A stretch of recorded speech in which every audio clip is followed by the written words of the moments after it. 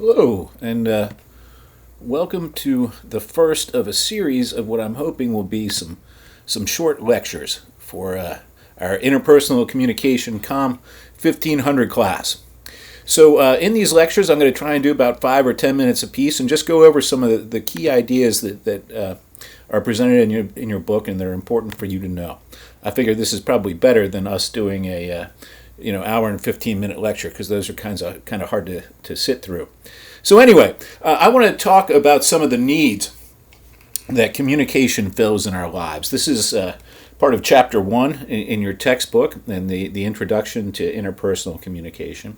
So one of the first things that we need to establish is the idea that we all need to communicate. And that indeed we see that communication is so important that it actually affects our physical health. We know, for example, that in American society today, one of the worst things that we can do to people, one of the worst punishments that we can force on people is isolation, right? We know that the worst of the worst in terms of the folks in prison get sent into isolation, right? They get sent into isolation cells. And so what we do is we use the deprivation of communication as sort of our ultimate punishment, right? It's right there underneath the death penalty is one of the most severe punishments that you can endure. Now, in terms of health, it's kind of strange, right? But we find that communication really does affect your physical health.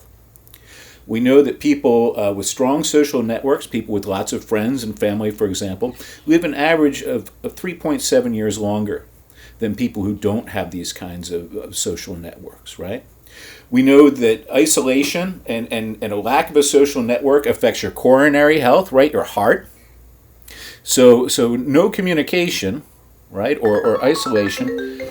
Whoops, sorry about that. So isolation, can be as bad as smoking a pack of cigarettes a day, right, for your health. It can give you high blood pressure. We know that people who are socially isolated are 4 times more likely to get colds, which is weird, right? Because we're all sort of socially isolated now because of the coronavirus. But indeed, if we don't have that kind of communication, right, then we are actually more likely to get sick in some cases, right? We know that as little as 10 minutes of socializing helps boost your memory and your cognition. Cognition is just a fancy word for thinking. And we also know that communication helps to reduce stress.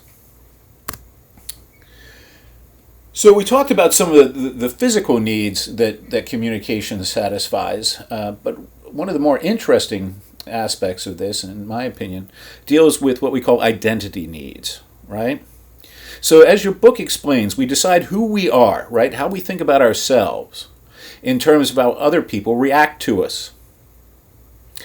So we learn this, scientists learn this, social scientists learn this, as the result of finding a young boy who's known as the wild boy of Aveyron.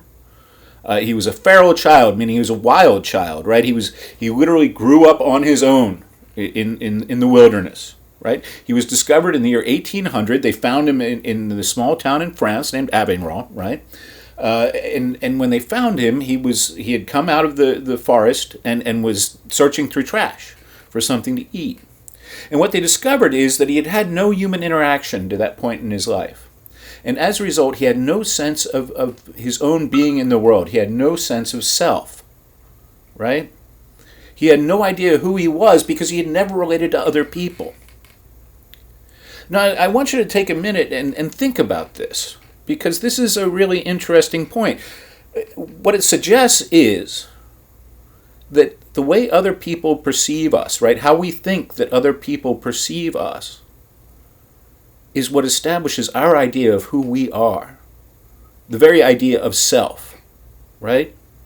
So this boy they found, he had no idea of me or I, right? He had no idea of who he was.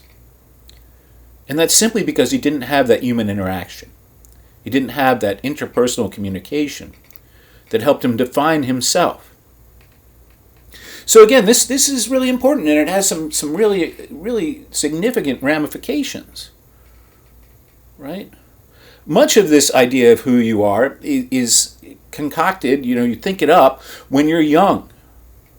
And so when you think about interactions with people, right, like parents, who are obviously the people that you see most when you're a young child, think about how important it is for parents to convey to their child a sense of worth. Because that's how they determine who they are. Right? I mean, you'll meet people who say, I don't care what those people think of me, right? Like, I'm my own person, forget about them. The reality is that that's just not true. Because how we think other people think about us is how we figure out who we are. It's how we evaluate ourselves. And so I ask you a question, right? I mean, we've all heard the phrase, sticks and stones may break my bones, but names will never hurt me. Is that really true? Based on everything we just learned?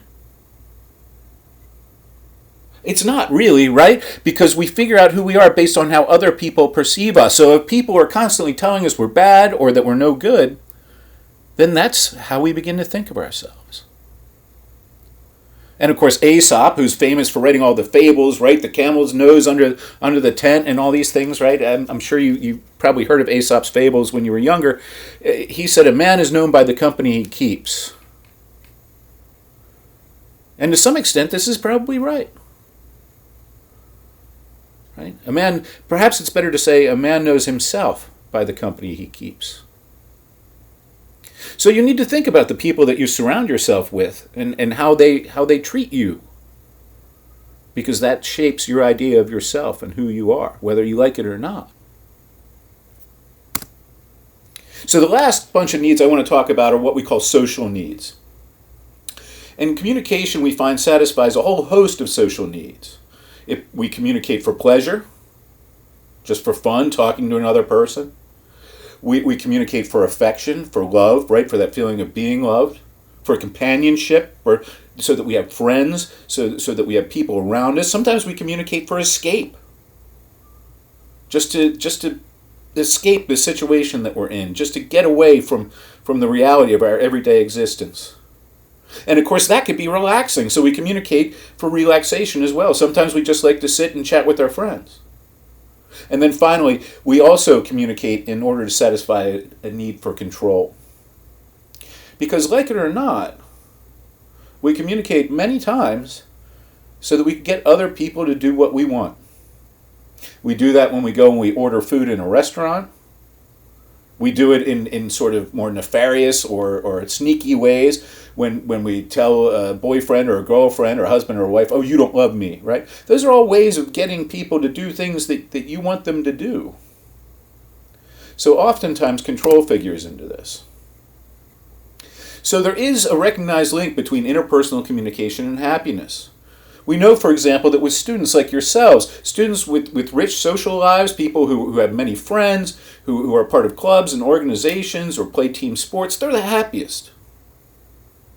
Right? We know that having lots of friends makes you happy. We know that women report socializing contributes more to a satisfying life than relaxing, shopping, eating, exercise, TV, or even prayer. Right? So when you ask women, they'll tell you that it's more important that they have friends and that they talk and that they communicate than it is even to pray. So this begins to give you an idea of how important these things are. But one of the problems that we have is that in recent years we see that friendships are on the decline. When asked, most people say that they'd rather talk with their dog or enjoy the company of their dog than enjoy the company of their neighbor. And I got to tell you, I got a dog and a neighbor, and I'll take my dog any day. Now, that's probably a sad state of affairs, but it's true. We also know that in 1985, when people were surveyed, they had basically 3 close friends, right? 2.94 close friends on average per person. As of 2005, that number had dropped to 2, or 2.08. So it seems like as time goes along, we have fewer and fewer close friends. And of course, part of this has to do with the internet, and that's something that we'll talk about when we get to our chapter on social media. But we need to realize that in this day and age, we might have more acquaintances or people that we know, but aren't really close friends with. than we do close friends. So something to think about, right? Does your personal experience, does how you live your life reflect this? That's some food for thought. So I'll stop here and let you think about the needs that are fulfilled by interpersonal communication. Thanks for checking out this short lecture.